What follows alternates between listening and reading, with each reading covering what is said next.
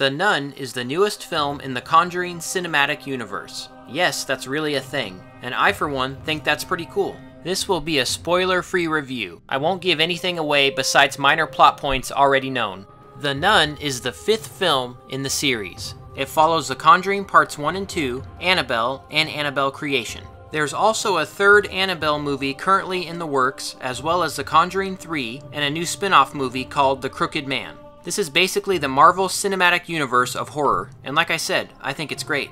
Anyway, on to the newest chapter in the series, the darkest one, as the posters state. If you look at the current timeline of the films so far, The Nun actually takes place at the very beginning. It's then followed by Annabelle Creation, Annabelle, The Conjuring, and then The Conjuring 2. But it's not necessary to watch these films in chronological order. I just thought I would note it. The Nun is about a priest and a young novice who is just about to take her final vows. They are sent by the Vatican to Romania to investigate the death of a young nun. They are led to the creepy monastery by a local townsperson. Once there, they encounter an evil entity that has taken the form of a demonic nun. I went into The Nun not knowing much about the story. I'd only seen a few trailers and managed to avoid spoilers and interviews with the cast and crew. After watching the movie, I checked out some reviews and reaction seems to be mixed. The reaction was certainly mixed from the group I saw the movie with, ranging from not liking it at all to thinking it was okay. I have to say, I got a lot of enjoyment out of this movie. I really loved the gothic atmosphere. The movie takes place in a giant Romanian castle,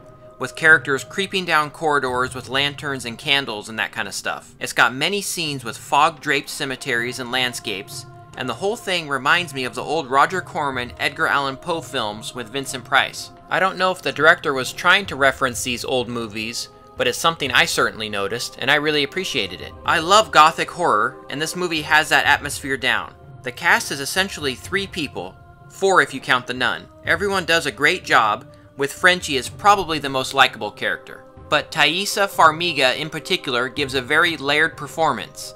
It's interesting that in real life, she's the younger sister of Vera from The Conjuring Parts 1 and 2. Director Corin Hardy did a very effective job making this film. It's got a lot of great set pieces, like the priest being trapped in a coffin and Frenchie being terrorized in the old cemetery. The demonic nun itself is such a creepy villain and very iconic. Bonnie Aarons plays her to perfection, but this actually leads to probably the biggest problem with the film.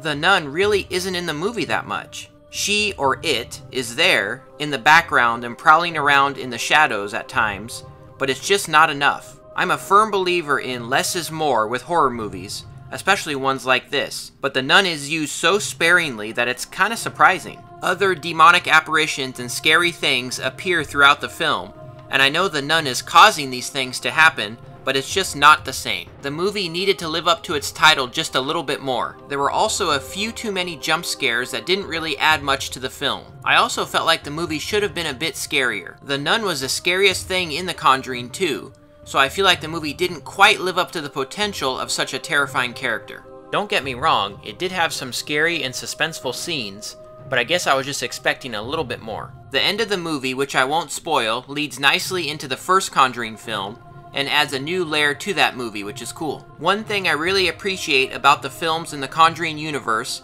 is that they are so deliberately paced. These movies are old-fashioned throwbacks to 70s horror, and are very different from a lot of the more recent horror stuff we get these days. But I have to admit, the 80s horror fan in me does think this movie could have used a few extra characters for the nun to knock off in grisly ways. Adding a couple characters would have given the nun a bit more to do, and would have added some more blood and guts. It's win-win. But in the end, I enjoyed The Nun a lot.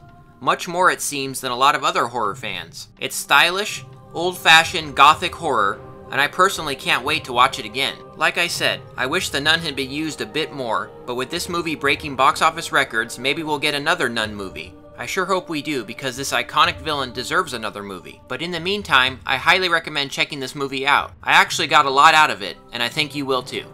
So what did you think of The Nun? Let me know in the comments. I'm really curious to hear other thoughts on this movie.